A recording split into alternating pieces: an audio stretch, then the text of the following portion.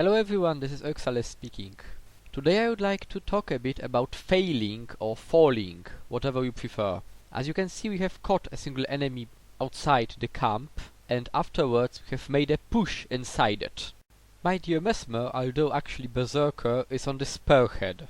So I move deeply into the camp using the million invulnerabilities the Mesmer actually has, and my main goal is to keep enemy fire onto myself. Okay, the truth is that we don't use TeamSpeak while roaming, which simply means that we don't communicate with each other.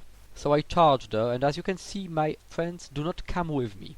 If I did not tell you that, you might have thought it was quite a well-coordinated action. Then my Mesmer runs out of defenses, so I port back to my friends, who are able to single out and kill a single enemy again. This one seems quite impressive. And this is what you see, and this is what actually people who record videos on YouTube will show you. What you are not being shown is the fact that for every single thing like this one, you will have fights like the one I'm going to link you right now. This one isn't very impressive, but it is important because if I didn't die 8,000 times, I would never be able to master Portal to the level I use it right now. Those fights aren't shown simply because they are not flashy and they are not interesting. But unless you fall, you are not able to actually learn how to use your tools. Because we don't learn from successes, we learn from failures.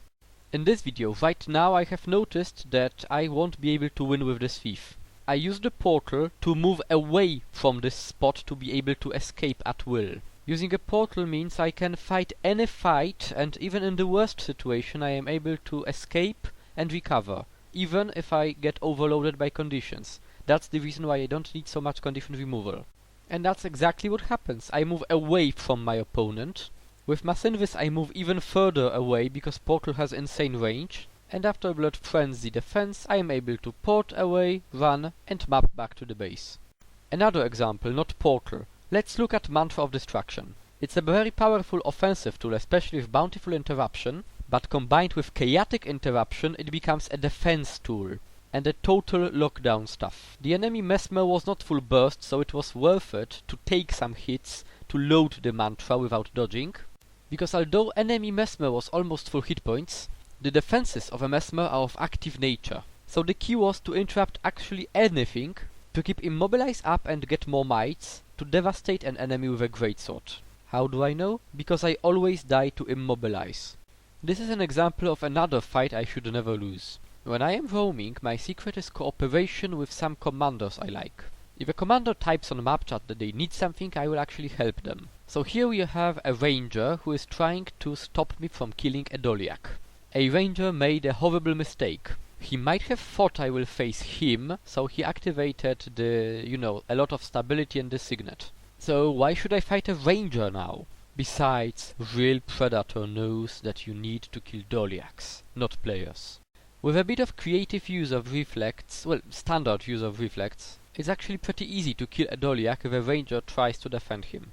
Then fun stuff happens. I am not fighting a ranger on open field without reflects, so I port away.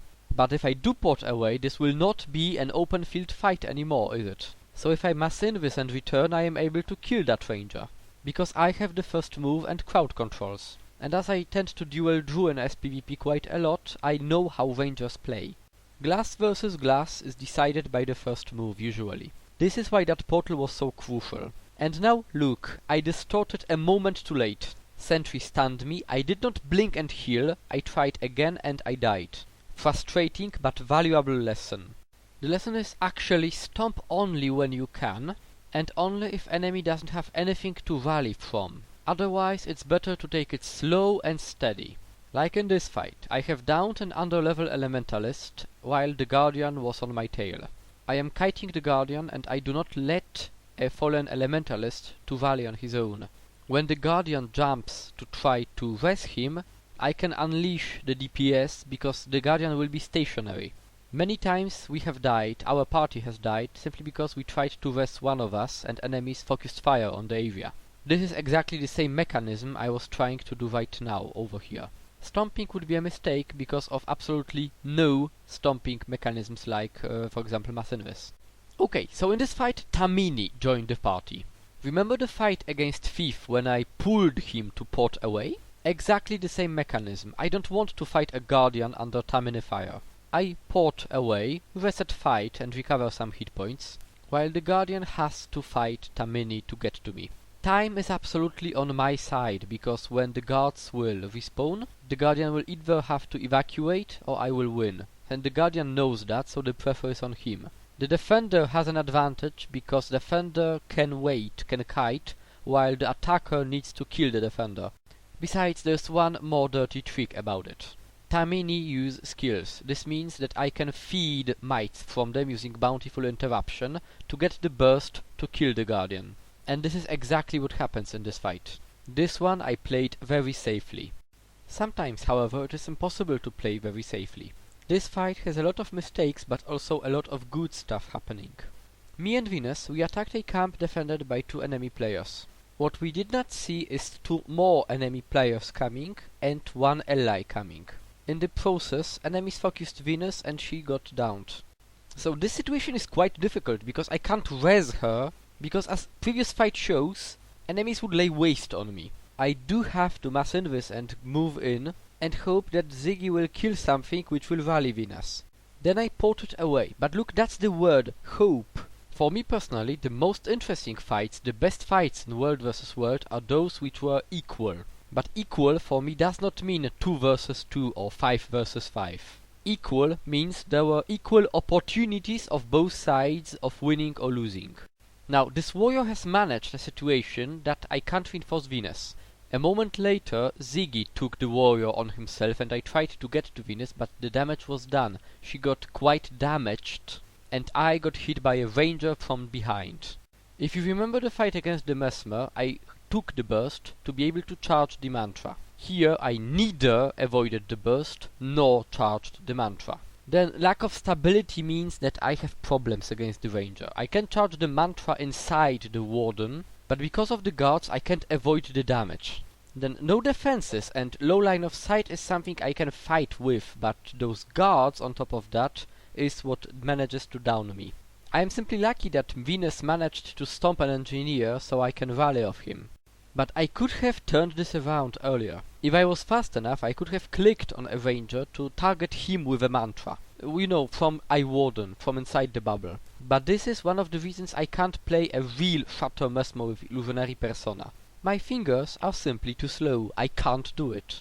But it's for the better, I like experimenting. Right, about experimenting. I'm playing quite a lot of unranked arenas in SPVP lately, and they do teach a lot. But it's more of a chess game, a tactical game, where fighting is a mean to an end than roaming, where the fight is an end often.